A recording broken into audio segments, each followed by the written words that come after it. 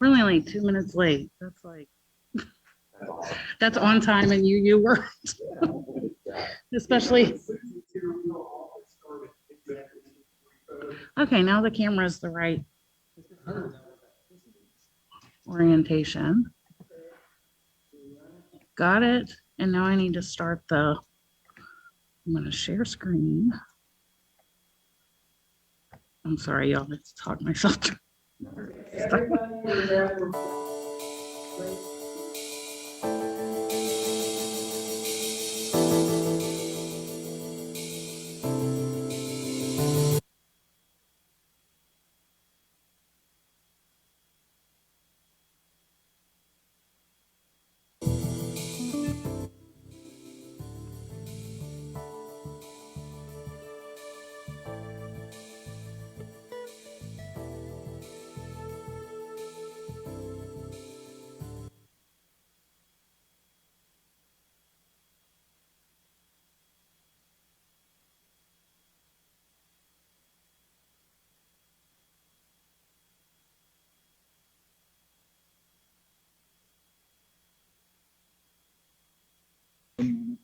Is this, like, I gotta let's stop say, share.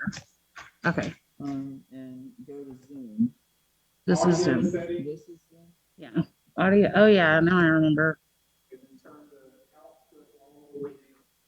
Yep. That's the screen I was looking for. I didn't remember where it went. Okay.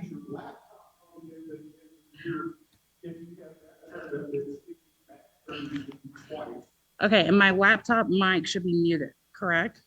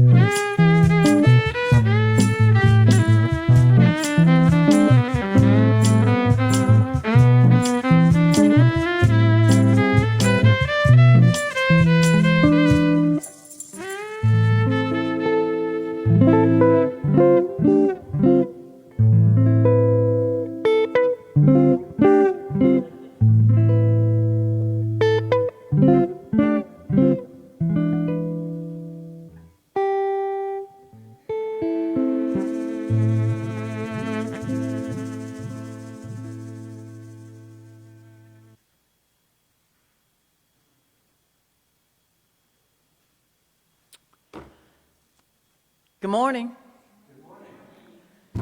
I'm going to ask right off the bat if it's okay for the people in this pulpit to take their masks off when they're speaking. If you're not comfortable with that, please raise your hand. Is it okay for the song leaders to take their masks off up here on the dais? If you're uncomfortable with that, would you please raise your hand? All right. Thank you.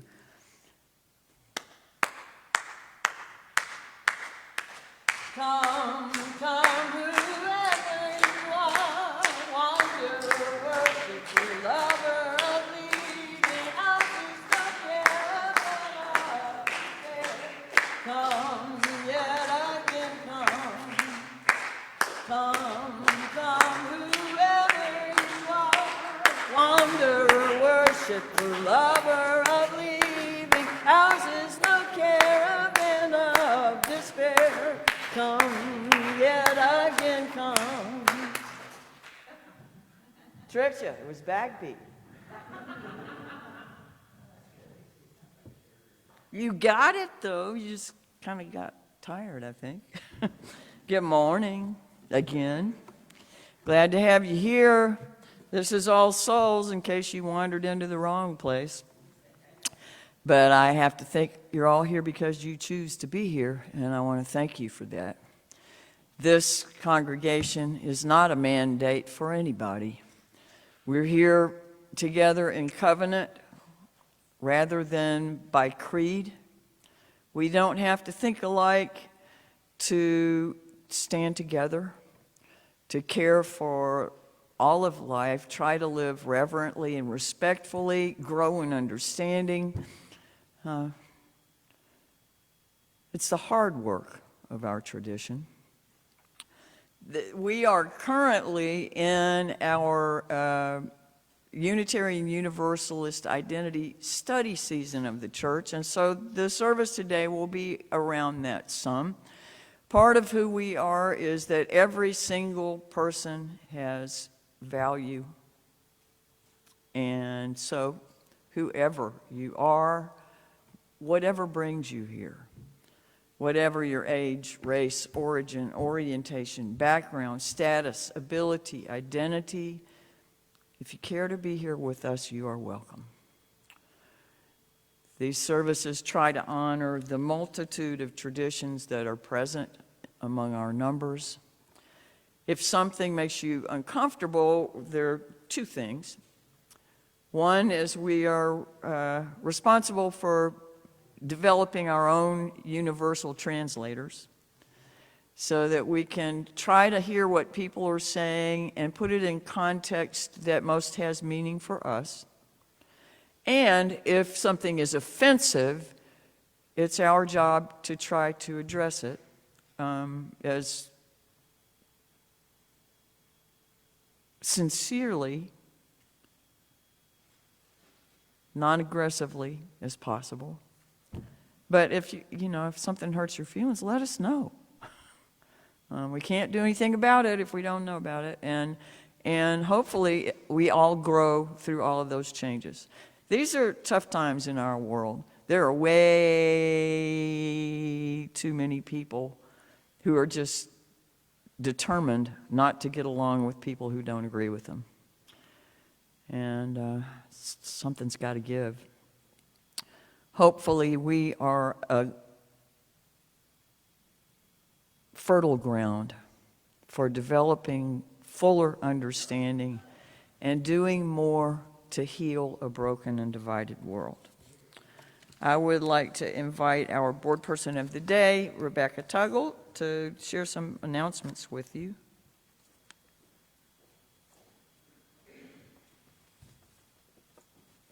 Thank you, Barbara. Good morning, everybody. All right, so to start with, volunteers, and I do mean plural, of the month, is the tech team of All Souls Unitarian Universalist Church, which includes Brittany Turner, Steve Caldwell, James Peck, Jennifer Russell, Susan Caldwell, and, if you'd like, you. because we need more people. You know, we've got that few dedicated bunch. I kind of sort of know how to do some of the stuff, but training is very easy. Anybody that already knows how to do this stuff is willing to do it. So please, any of those names that I just called out, if you are willing to help and would like to learn how to, please step up and do that. But congratulations to the volunteers of the month that keep our services hybrid and going. Now, give away the plate this month is the League of Women Voters of Caddo Bossier. And if you have any questions about them, you can ask another member of the crew of Sue, who happens to be here today, Susan Bettinger. They work tirelessly on regional voter education, registration, voting rights advocacy, all of those things, and that is why they are give away the plate this month.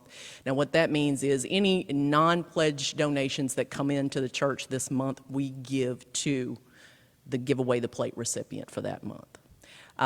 Trunk or Treat is going to happen on Saturday, October the 29th. Now, you can come out and get treats, or you can come out, open up your trunk, and give them away, however that works for you best. But please come out and join us.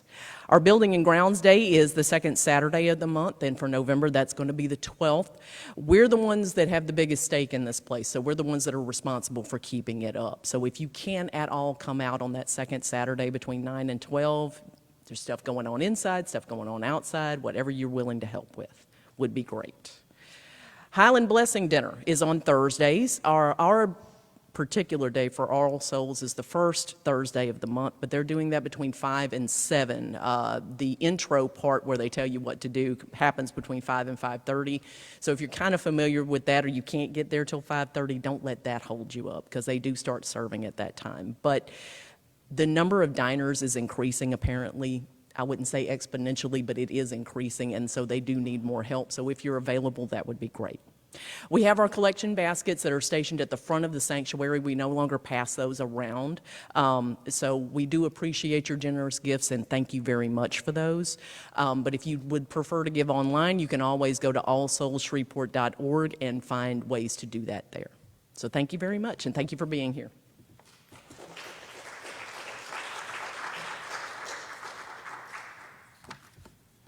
Bandy words here. I think this is the front of the sanctuary. I think that's the back of the sanctuary, and that's where the baskets are.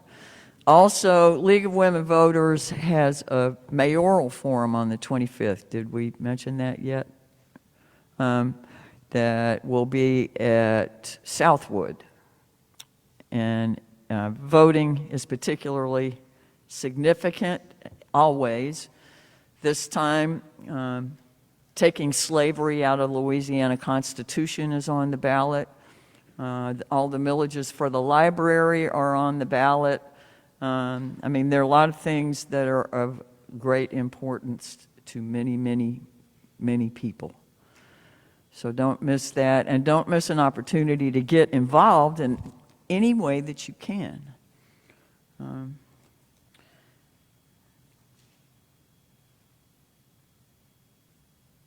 That's part of our faith, too, this tradition. All right. Let your shoulders drop. Take a couple of deep breaths. Let your head slow down a little and try to be where you are. As we come together to elevate and contemplate matters of worth.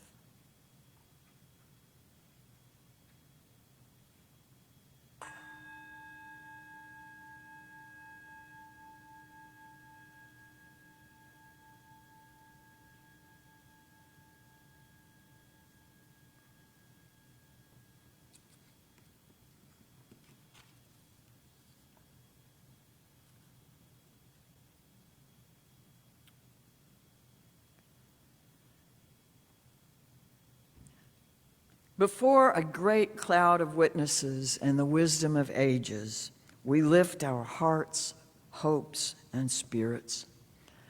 I begin the service with words from James Luther Adams and Viola Abbott James Luther Adams was considered the most influential theologian in Unitarian Universalism for the 20th century. He said, "I call that church free which enters into covenant with the ultimate source of existence, that sustaining and transforming power not made with human hands. It binds together families and generations, protecting against the idolatry of any human claim to absolute truth or authority. This covenant is the charter and responsibility and joy of worship in the face of death as well as life. I call that church free, which brings individuals into a caring, trusting fellowship that protects and nourishes their integrity and spiritual freedom, that yearns to belong to the church universal. It's open to the insight and conscience of every source, from every source. It bursts through rigid tradition, giving rise to new and living language, to new and broader fellowship. It's a pilgrim church, a servant church, and an adventure of the Spirit. The goal is the prophethood and priesthood of all believers, the one for the liberty of prophesying, the other for the ministry of healing. Its aim to find unity in diversity under the promptings of the Spirit that bloweth where it listeth and maketh all things new." Viola Abbott is somebody who's a current leader in this faith. She serves a congregation. She's minister at one of the congregations in Virginia Beach, Virginia. She's a member of the Journey Toward Wholeness Transformation Committee of the Unitarian Universalist Association, and she's on the board of UU Wellspring, which is an organization that presents small group spiritual deepening things. They're 10 months long. So I'm thinking you probably gather once a month with a small group of less than 10. Anyway, she's part of that committee too. And so Viola Abbott says, "We are Unitarian Universalists. When we lift up our 7 principles, how many do we have?" 8. Thank you. Some of us think of them as a form of theology, but they are more important to our collective than that. They do not tell us what we should believe. They tell us how we should be. They tell us how we should act in the larger world and with each other.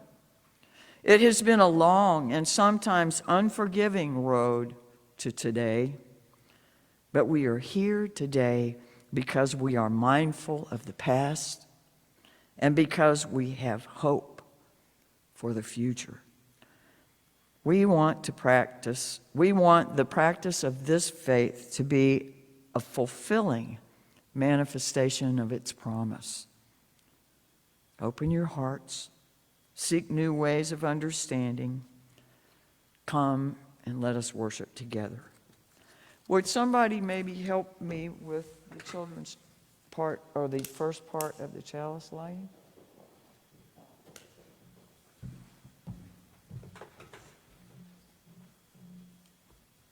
We light this chalice to celebrate Unitarian Universalism. This is the church of the open mind. This is the church of the helping hands. This is the church of the loving heart. Together with mind, hands, and heart, we care for the earth and for each other. Thank you so much. You want to step up here, and then you can take this and poke it in that one. No, you have to do it here first, Pete. There you go. And now you put it up there. There you go. Thank you.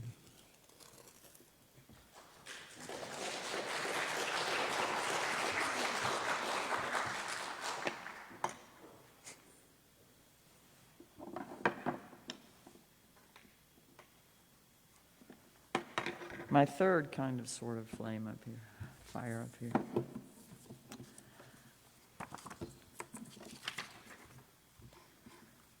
Right. We have a unison reading for the second part of our chalice lighting, and it's from Reverend Burton Carley, who was the first full-time minister of this congregation. He served here from 1975 to 1983. So let us read together. The flame of our chalice bears witness to the life of the Spirit that dwells in us and among us. By its light, we seek to raise up those things that are precious and beautiful, holy and just for our reverence. Our church is the bridge between the past and the future, linking those who walk in the way of the Spirit. We seek to support and sustain one another, no matter what befalls us through all the ages and stages of life. We teach our children what it means to be human. We help our members live in right relationship and to honor the mystery in which we live and move and have our being. We covenant one with another to seek what is good, true, just, wise, lovely, and holy, and to know what is required of us by them. Thus, we bind ourselves to walk together in the paths of love, to grow our souls, and to stand against everything that would diminish the human spirit. Would you rise in body or spirit and say the unison affirmation with me, please?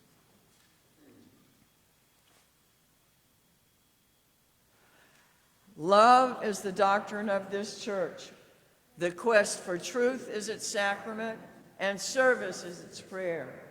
To dwell together in peace, to seek knowledge and freedom, to serve human need, to the end that all souls shall grow into harmony with the sacred. Thus do we covenant with each other. Our opening hymn is again going to be a cappella. It's simple. We've got some gestures. It goes, I'm a you, I reach up high, I dig down deep where all the meaning lies. I'm a you, I stretch my arms out wide to embrace the whole wide world.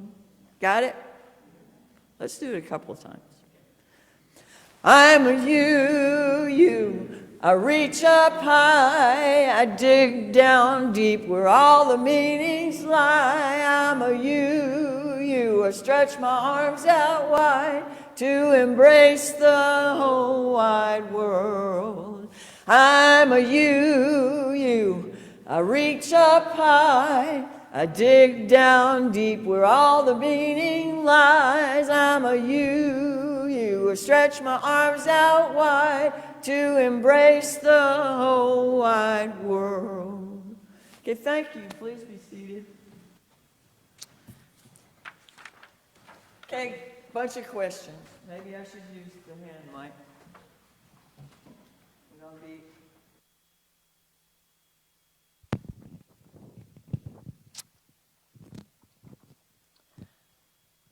okay, we talk about reaching up high.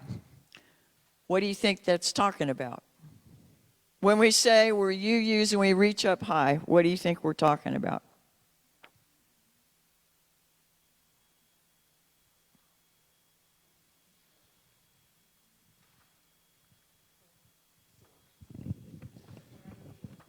Ideals.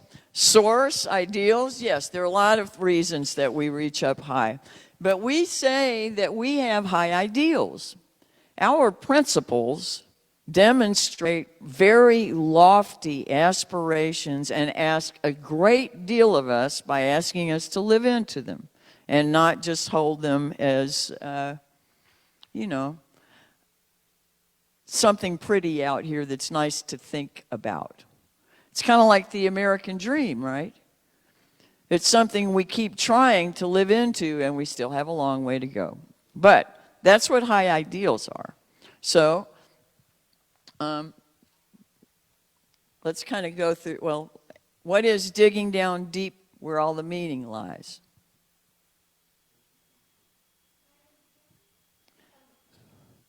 It is, you are finding treasure, and you're searching for meaning. That's one of our principles, right? Search for truth and meaning. Let's see, where's the, I have younger language here. Let's see.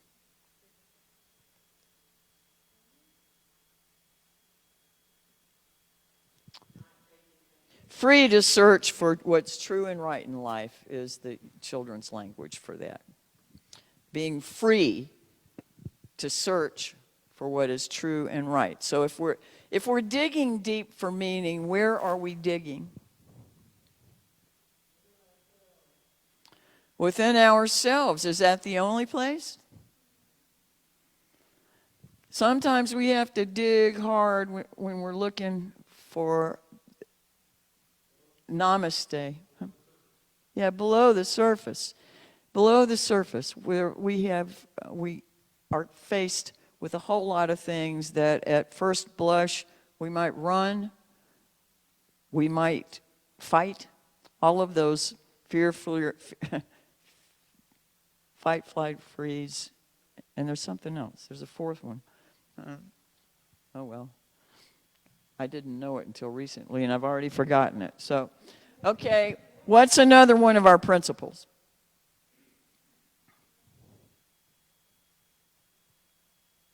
Well, let's just start at the top. Who can name any of our principles?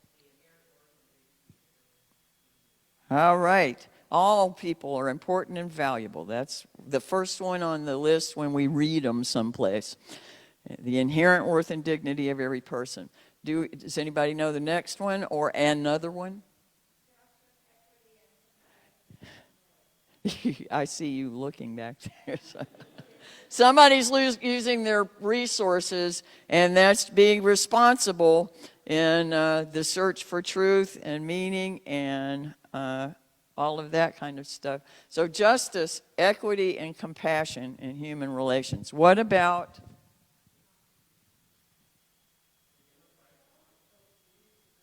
use of the democratic process? What about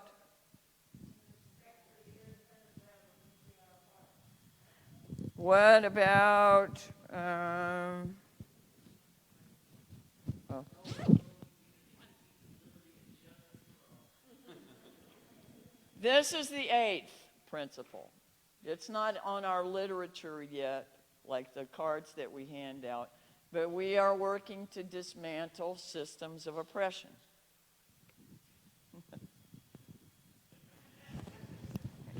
I didn't show them this one either, huh?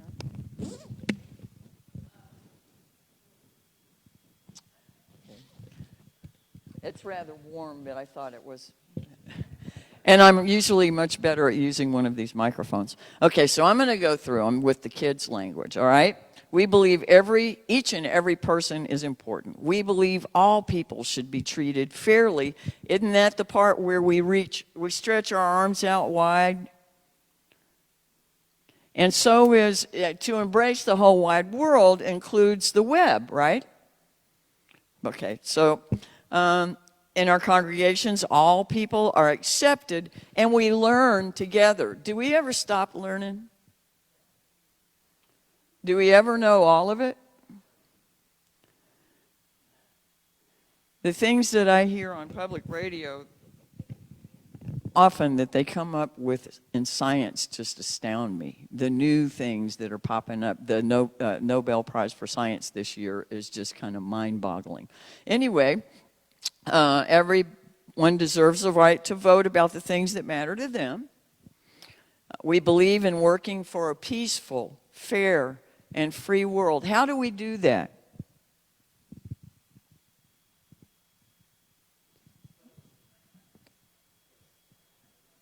How do we work for a peaceful, fair, and free world?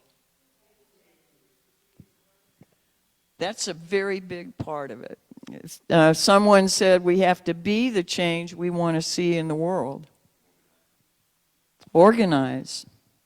So that's community with whatever group. Organizing, you're making a common cause with people that may not have anything else in the world in common with you. Okay, and so we believe in caring for the planet Earth and every living thing because we share it with all of them. How do we do that? Frankly, I'm not very good at it. My son is a great deal better than I am, and I know others who are far better than either of us. But how do we start caring for the earth?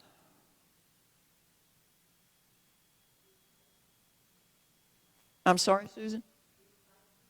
Recycling. I know some of you have electric vehicles. Planting native plants. Stop buying crap we don't need. Stop using plastic things. That's great. Here again, there's innovation everywhere. I'm not up there and I should have my mask on. I'm sorry. Okay, so we reach up high for our high ideals. We dig down deep for all the meaning. That's the quest for truth. That's looking below the surface of the people around us. We stretch our arms out wide to embrace the whole wide world. That's to see that people are free, and that's to care for the earth. And we're going to do all of those things, right? We're going to be great at all of those things, and we're going to keep getting better, right? All right, you want to help me sing the kids out to their classes? I'm sorry, wait. What? It doesn't matter. Go now in peace, go now in peace.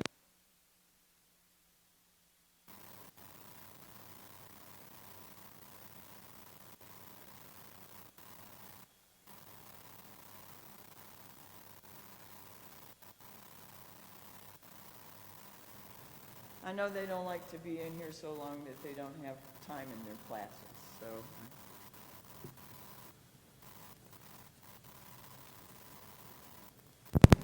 We are Unitarian Universalists. We are people of many paths who are brave, curious, and compassionate thinkers and doers. Every day, people are inundated with information, overwhelmed by demands, and pulled by a culture that seeks to divide us from the web of life. Unitarian Universalism reconnects, bringing people together with meaning and inspiration. We are a house without walls, a congregation without spiritual limits, and a movement that calls you to put more faith in yourself, your community, and your beliefs. We are a faith that honors your mind, your heart, your journey.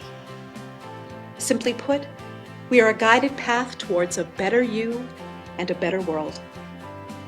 Grounded in hundreds of years of thoughtful, religious communities, we are people of many generations, ethnicities, genders and sexualities, and spiritual backgrounds.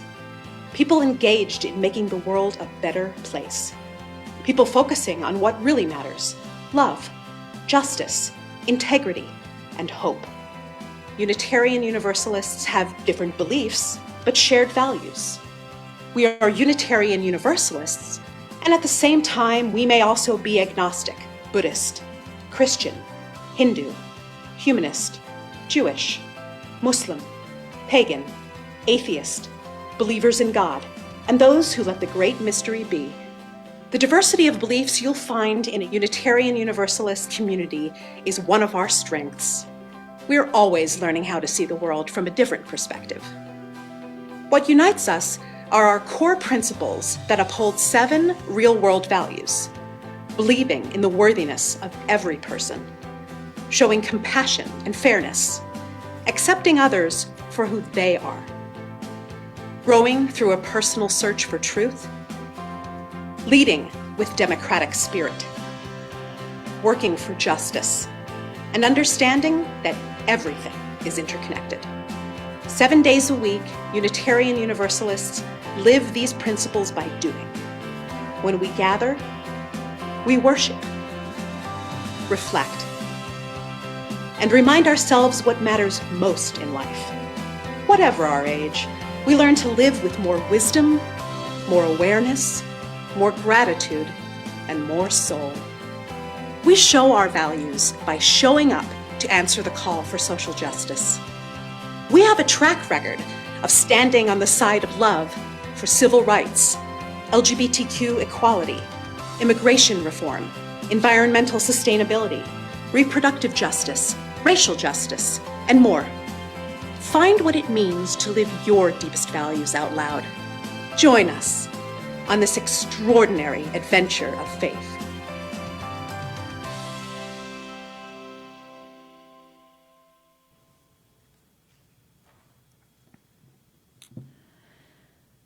The 8th principle, which was not yet a part of that. I'm sorry, I got out of sequence. Please a little more, James. The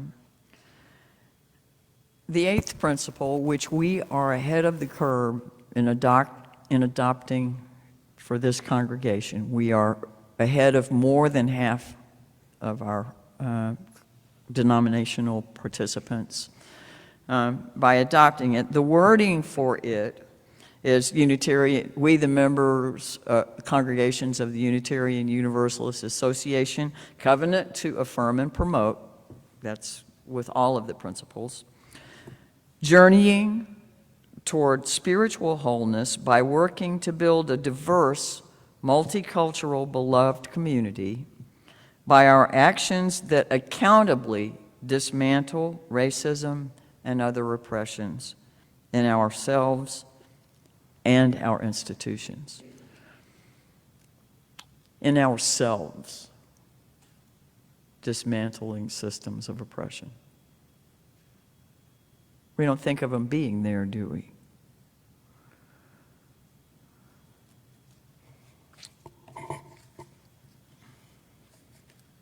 This reading is from Amanda Poppy.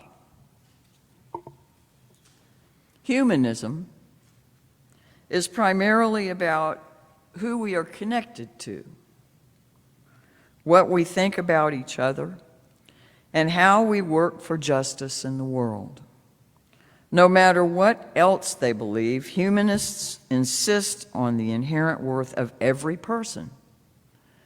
According to humanists, we are all part of one human family and are connected to the rest of the natural world, part of a cosmic story far bigger than we can imagine. Humanists believe that we're in the story together and that our work is to write our chapter with as much love and dignity as we can. In the humanist view, change will happen in our world because we make it happen, and the change will take all of us.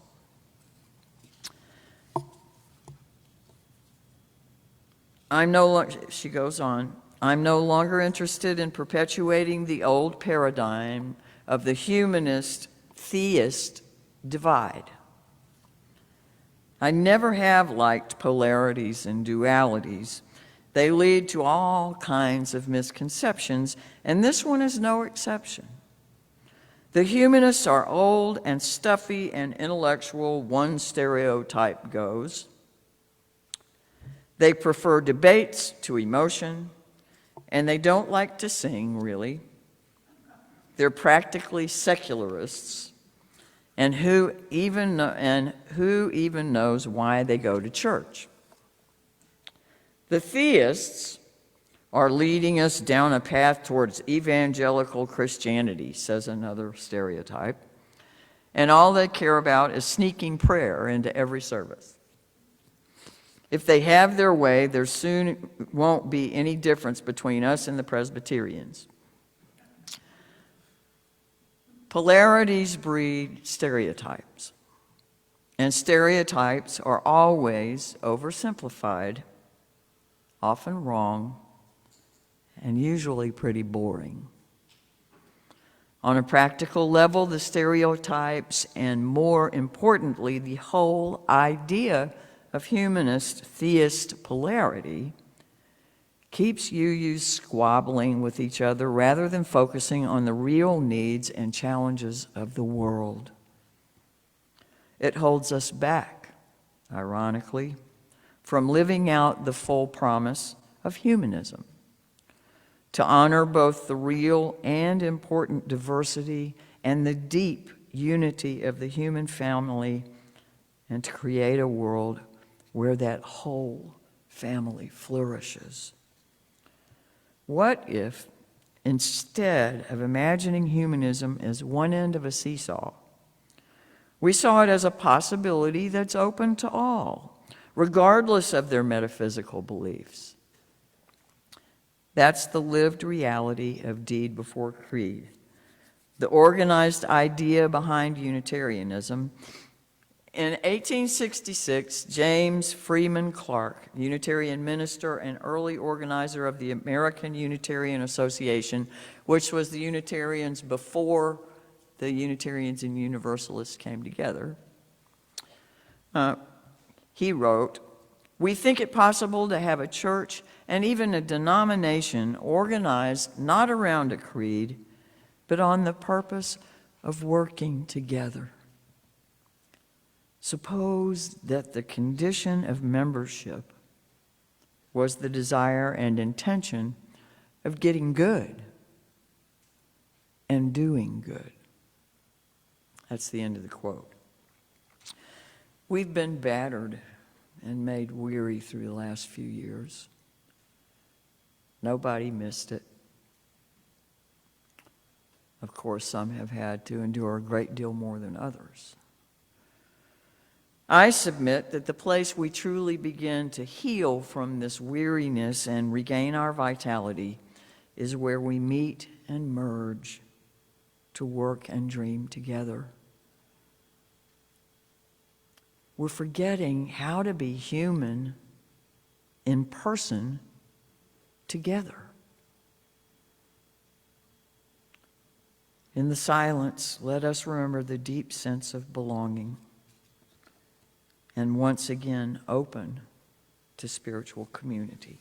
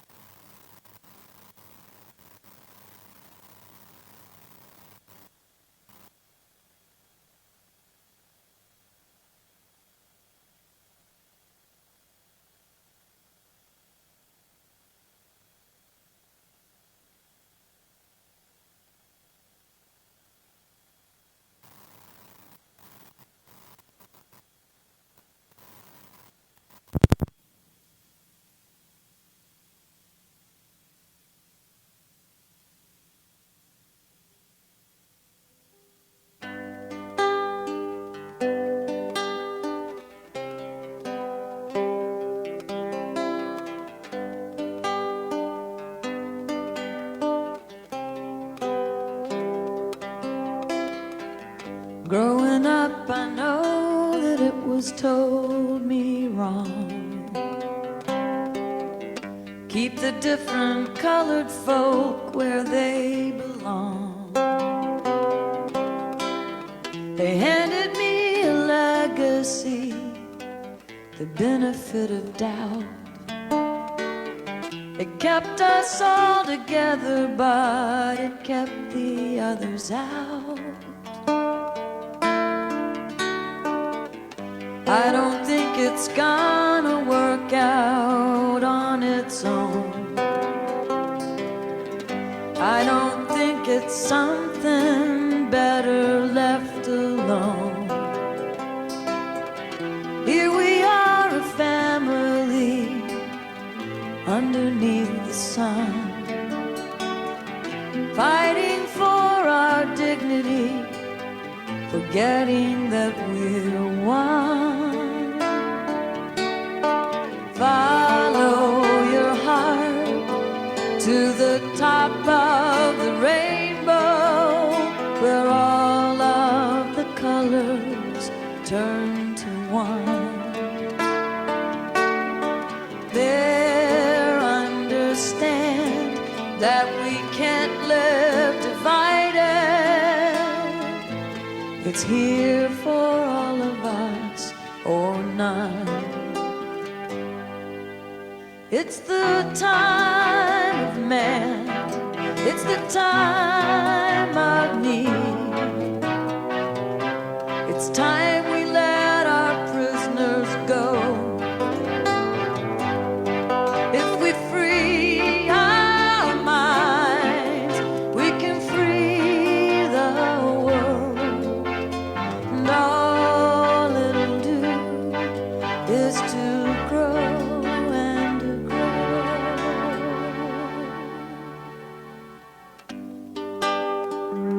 Yeah, I know how hard it is to see through the world exactly where we live, standing with convictions no one seems to understand. Mother Earth is crying just to see us.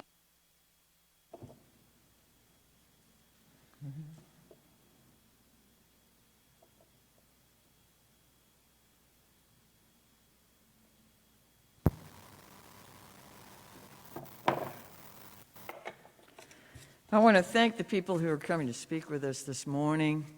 We're going in order of length of membership, starting with the one who's been here the longest. And I would like to invite one of our more than 50-year members, Gale Gucker, to share with us.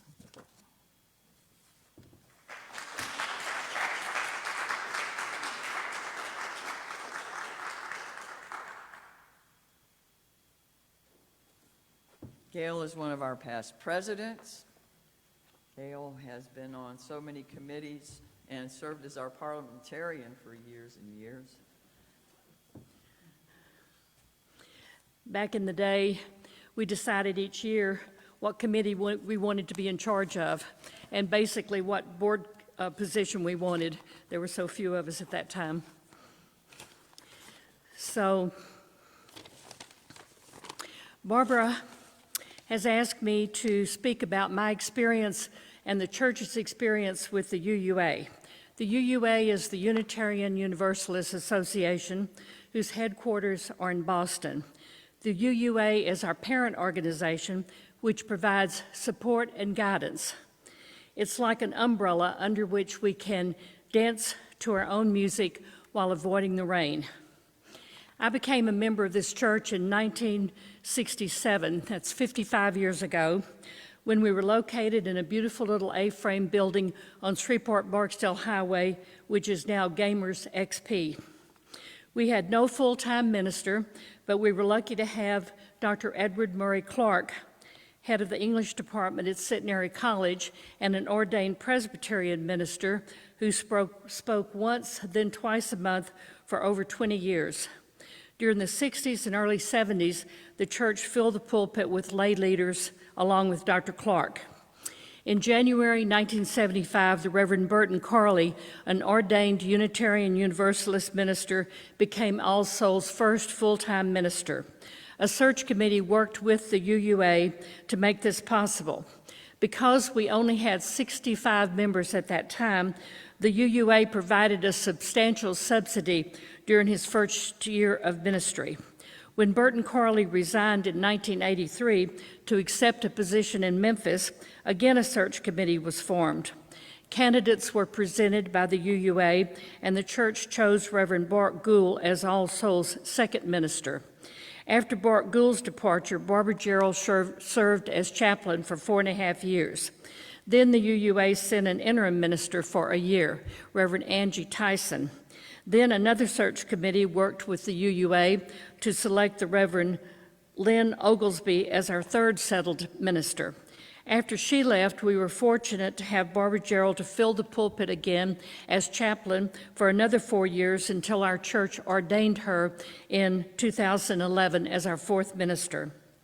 In the 80s, when we were still on Shreveport-Barksdale Highway, membership increased and we suddenly had the opportunity to sell the service station on the corner of our property, which we owned. Chester Kelly was a realtor at that time and found this lovely wooded area.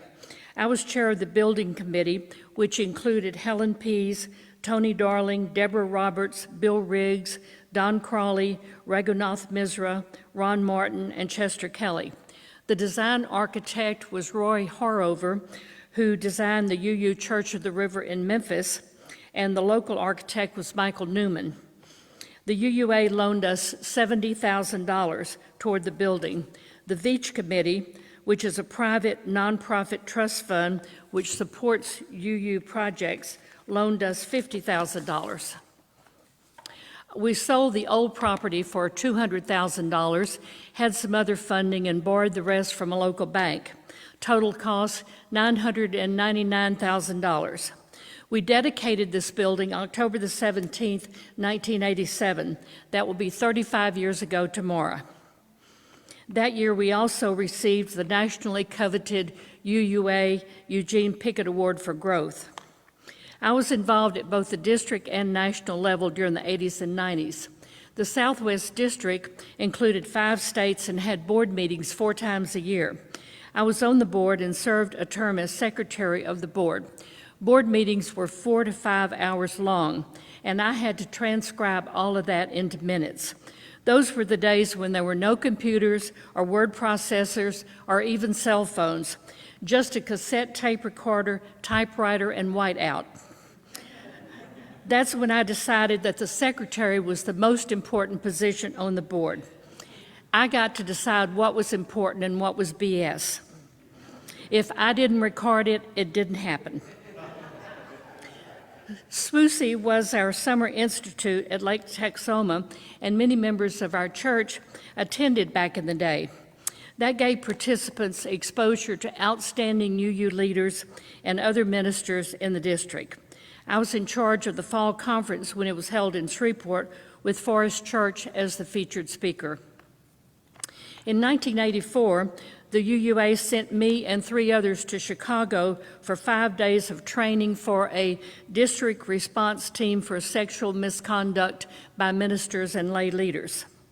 I was only activated once when I went with Bob Hill, UUA consultant, to Midland, Texas, to handle a situation there. Other church members were also involved in the district and national levels. A consultant from our congregation, Deborah Gerner Roberts, served on the committee for appraisal for the UUA.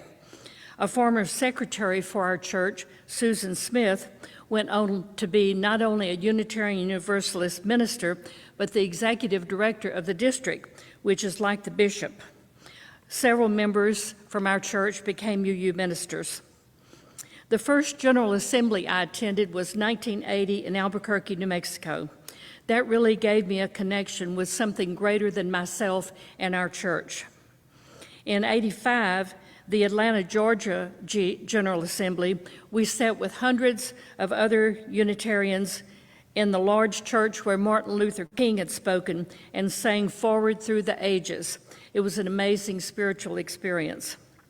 In 1987, GA was in Little Rock. I was on the UUA Planning Committee and was in charge of communication for GA attendees. The last GA I attended was in Fort Worth in 1994. The UUA has provided consultants for many of our milestones. They sent several consultants over the years to assist with financing and restructuring and repayment of the debt. Bill Sinkford, then president of the UUA, came down in 1998 to assist with membership and financial goals. We had Marjorie Montgomery to help with mission and vision planning. We had Reverend Jim Eller and Millie Malarkey from the Ministerial Fellowship Committee in the year 2000 to deal with some issues with the minister at that time. The UUA submitted names of candidates to search committees in 1975, 1983, and 2006, and assigned an interim minister in 2004.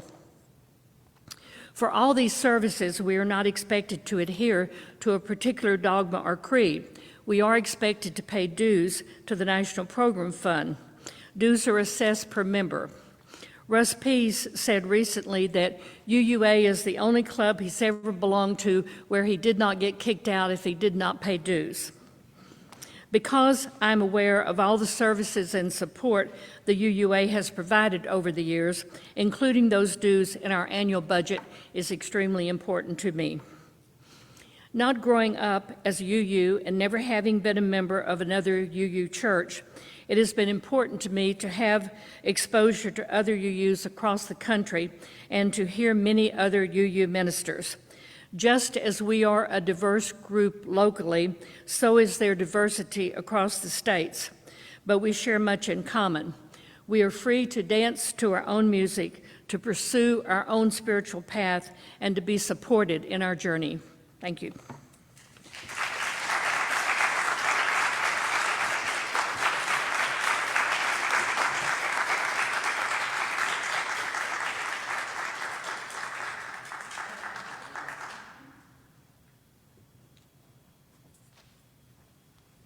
If I may, there's one thing that happened not long ago that I would like to mention, and it's that we are no longer assessed per member for dues to the UUA. It's a percentage of our budget.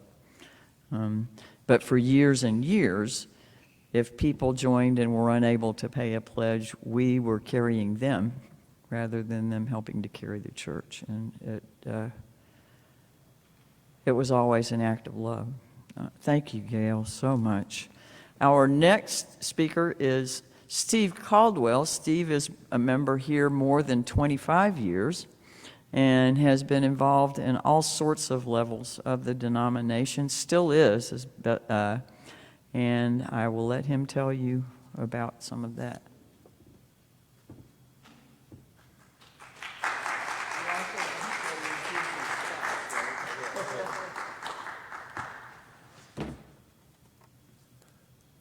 Good morning, everyone. Glasses so I can read here. My name is Steve Caldwell. Also, along with being Susan's spouse, I've also here today to be asked to share about my experiences in the living tradition of Unitarian Universalism beyond our local congregation. Before joining All Souls, I was a member of two other Unitarian Universalist congregations, Church of the Larger Fellowship, which is a church by mail and online communication program for people in isolated areas. I was a member from 1988 to present day for that church. We also belonged to Black Hills Unitarian Universalist Fellowship of Rapid City, South Dakota from 1992 to 1995. I've been a member of All Souls from 1995 till today and beyond. I have served on the Southwest District Board and the Southwest District Youth Adult Committee from 2000 to 2004. I've been a youth advisor at the Southwest District's SWOOSI summer camp from 2000 to 2003. In 2001, I joined the Liberal Religious Educators Association, which is the professional association for religious educators. Susan's at their conference right now in Birmingham. That's why she's not here this weekend. She's doing professional work with her religious educator peers in Birmingham, Alabama. And I joined Loretta the Liberal Religious Educators Association, to support their work promoting religious education and faith formation in Unitarian Universalism. I was the Laredo representative to the UU Campus Ministry Advisory Committee from 2002 to 2003. In 1999, I began my journey as an Our Whole Lives curriculum trainer. Our Whole Lives is a lifespan comprehensive sexuality education curriculum jointly developed by the Unitarian Universalist Association and the United Church of Christ. OWL is commonly referred to by its acronym. Our Whole Lives is the acronym, is the name, OWL is the acronym. If you hear OWL being talked about in a congregation, we're not talking about birds, we're talking about something else. I've been an active OWL trainer from 1999 to 2020. I have temporarily stepped back from the OWL trainer role so I can save time from my job, leave time, to visit my father who's 94. My initial goal as an OWL trainer was to ensure that my kids would have an accurate and sexuality positive adolescent sexuality education experience as they grew into adulthood at All Souls. Over the years, I expanded my role as a curriculum trainer from the adolescent curriculum to become a trainer for the adult OWL programs for young adults, adults, and older adults. And I'm also a trainer for the children's programs that cover grades K1 and grades 4-6. The Our Whole Lives program is grounded in 4 basic values: self-worth, sexual health, responsibility, justice, and inclusivity. Even though it's grounded in a set of values that sound like very Unitarian Universalist values, it's also a secular program that can be taught in non-religious settings: public schools, community centers, senior citizen centers, colleges, and more. OWL has supplemental materials from the Unitarian Universalist Association and the United Church of Christ that take a secular program and make it into a religious education program when taught in churches. This allows Unitarian Universalists of all ages in OWL programs to apply our Unitarian Universalist values and principles in everyday real settings. At every age level, OWL uses age-appropriate content based on the best available medical and public health guidelines developed by people from the secular world who do sexuality education. We do not reinvent the wheel. We take their guidelines and use that to develop the framework for our program. I have been blessed to promote OWL through curriculum trainings across North America and Unitarian Universalist congregations and beyond. United Church of Christ churches, Presbyterian churches, Disciples of Christ churches, Episcopal churches, community health professionals that were working in the Methodist Healthcare Ministries of South Texas, and in non-religious schools. And the interesting thing about OWL and working with youth is that it ties in theologically in an interesting way. We don't talk about salvation or being saved very often in UU churches. Has anybody heard the word "I'm saved" or we're looking at salvation? We don't say that very often. Many years ago, I heard the Unitarian Universalist minister, Reverend Rebecca Parker, talk about, we have an implicit theology of salvation that is implied, but we don't really talk about it with those words very much. And she said that Unitarian Universalism offers salvation from those things that deny life or make life less whole. So we have a theology of salvation sort of implied, but it's grounded in the here and now, and we don't talk about it a lot. The common thread I see with OWL and UU youth programs is they provide an example of that salvation. Over the years, I've heard many youth talk about their summer camp and conference experiences, saying that these intentional Unitarian Universalist communities have saved their lives. And that sounds like a form of salvation. And our sexuality education program in Our Whole Lives, we provide emphasis on consent, health, self-worth, responsibility, justice, inclusion, and pleasure. And that's also an example of the here and now salvation that saves lives and makes our lives more whole. This sounds like the type of salvation that Rebecca Parker is talking about. Again, thank you very much and have a good day.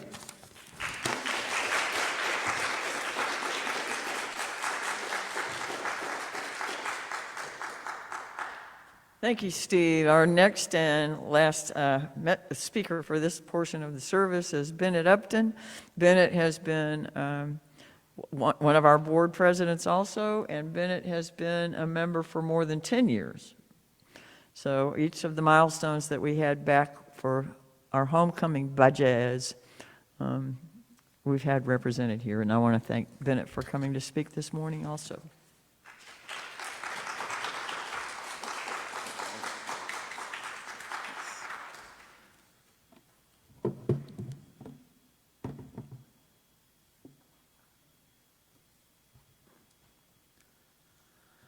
Hey, so, yeah, all right. Good morning. And so, let's see. I wrote all this down today, which is probably for the best. And for a long time, I've wanted to belong to something larger. It wasn't long after I figured out what a secular humanist was, from reading the prologue of a Vonnegut novel, honestly, that I started to wonder if that was all there was to it. Like, okay, I have these great ideas, but what am I going to do with it? It felt empty. There was no action, no organization, no purpose to the knowledge other than some gratification. I lived near Mountain Home, Idaho at the time, and it's a small town about an hour outside of Boise. They do actually have a UU congregation there. I was not aware of it at the time. But I wanted to belong to a movement, something that gave my life some purpose beyond like family and career goals. But the idea of being a superstar in my own right, a hero out changing the world, it felt trite and hard. I don't mind a little bit of spotlight, but I'm happy to be a supporting player. And I think the superstars are often causing more harm than good. So there wasn't a lot available there. But once I got here and I joined this church, the question really came back to me again, partly because being board president was kind of hard. And it was a lot of work. Do I want to really go all in on this and do a good job? Or kind of maybe bail? No, not bail. I wouldn't have bailed. But I mean, there's a difference between a casual association and the kind of commitment that you need to be on the board and to provide a full effort on something like that, especially with all of the transitions that seem to go on around here. So it just got me thinking, like, why am I here? What kind of movement is really worth my time? The building is all right. I like the building. It's a nice patch of woods. I like you guys. And all of these things will be okay without me. So why am I here? And I guess at the time I should also mention that I had only been a member of this church maybe 6 years, so I hadn't really been here all that long. But I wasn't going to bail on you guys, I promise. But I've learned from my career and my life that expertise is important. If we want to change a system for the better, we have to understand the whole system that is impacted by the change. If we just want to change for the sake of change, it's easy. Like if you don't like your house because maybe your house is terrible, then you can just light it on fire and it will change. Yeah. But, you know, it's done. But if you want it to be better, then you need to know plumbing. You need to know sheetrock, wiring, windows and doors, insulation, tile. I mean, the list goes on. There's probably things I don't even know about because I haven't done them yet on my house. But, or you need to be able to vet people who are good at all of those kinds of things. And that's tough. I've learned the value of finding good people with the skills needed to get the job done. But what kind of organizations really know about how we should organize humanity and social change? And to be clear, I'm not looking for perfection, but who is even close on something like that? Like the government? No. The Pope? Nope. The academia? No. The National Organization for Women? Like they're better, but they've also got a bad record on LGBTQ rights. The NAACP maybe? The Poor People's Campaign? The Southern Poverty Law Center? Like some great organizations, those are better, but they're not really active around here. They're not something that you can get involved in on a daily basis, and I don't really want a job at a nonprofit. Effective, large-scale organizations that work towards the public good are spiritual organizations.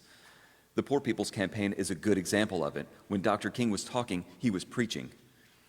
And it wasn't just about politics, it was about a better way for people to live in community. The civil rights movement was born, and it led pretty directly to the birth of the LGBTQ movement, and it echoed across decades, carrying people into leadership roles and bringing communities closer together. Spiritual movements aren't just about a single issue, they're about the whole community. So they bring all of us with them, and we can carry them into our daily lives. And that's what religion should be, carrying our values into the world, because we're all connected. We can't just change the world, we also have to change ourselves, because we're a part of that world. And the UUA does this. It meets people where they're at, including Shreveport, Louisiana. It builds resilient community. It leads, but not like the Pope, rather in a collaborative way. It's been on the right side of history for longer than any organization that is of a similar age. We led during abolition, women's suffrage, the civil rights and LGBTQ movements, through the erasure of indigenous history, immigration, poverty, and the list continues. We could have been better, maybe. But I would challenge you to find a comparable organization that has seen as much history as the UUA has, or the Unitarian Association, the Universalists, but who has done just as well as all of them have. And as I've met more of the leaders in this movement, I've found them to be what I hoped that they would be: kind, humble, compassionate, dedicated, focused, and highly competent. They're supported by resources that are gathered across the nation and brought into retreats, leadership courses, vacation rentals, and all the cool things that churches have. It can be easy to feel disconnected from them, but they are quite available to us. My kids went to a UU summer camp. Steve Caldwell actually gave them a ride. That's how I found out about it. He took them. He took Grant there. That was awesome. I went to the leadership training, which was great. You guys actually sent me to that, which was wonderful. And I've met UUs across the country at GA, and we're not alone. We're not isolated. We're not a dwindling congregation beset by financial troubles. We're actually doing okay, and we're in the same position as a lot of others. We're keeping a valuable connection to a movement open in a remote corner of the country. So welcome to Unitarian Universalism. You found a place to plug in, and we have a whole lot of work to do. So thank you.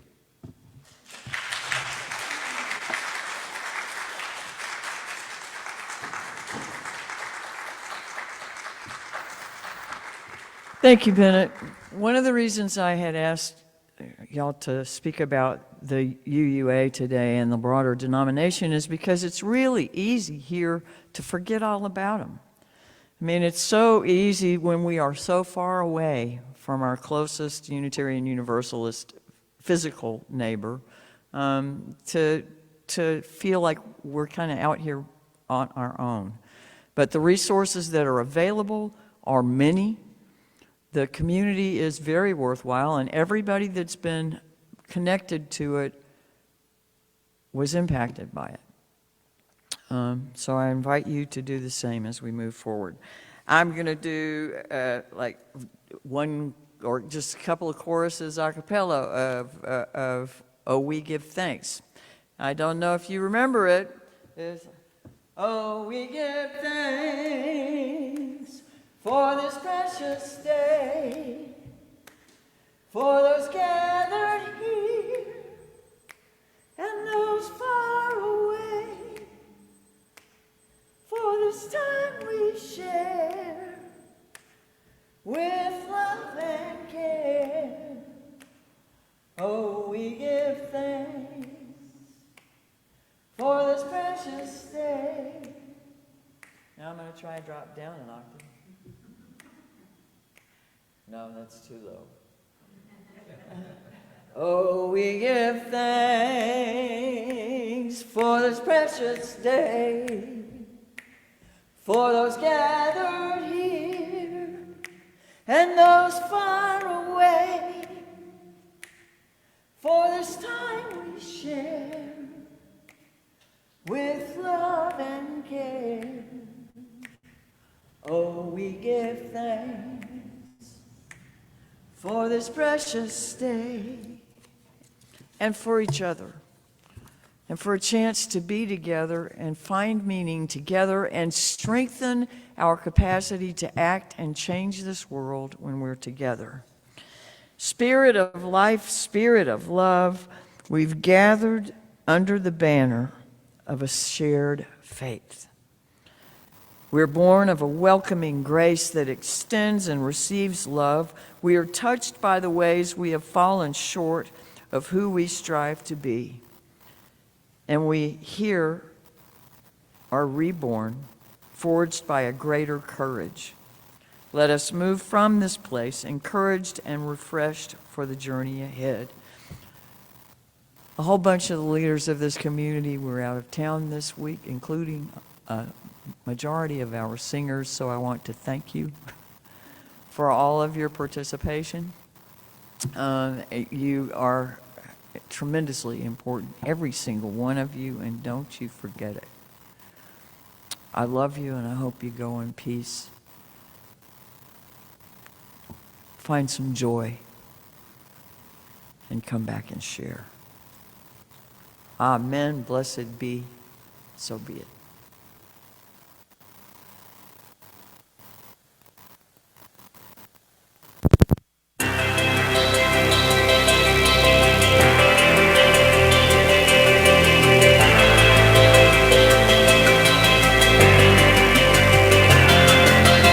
Different sides, politicized, and by design, we live in the divide. Disagree.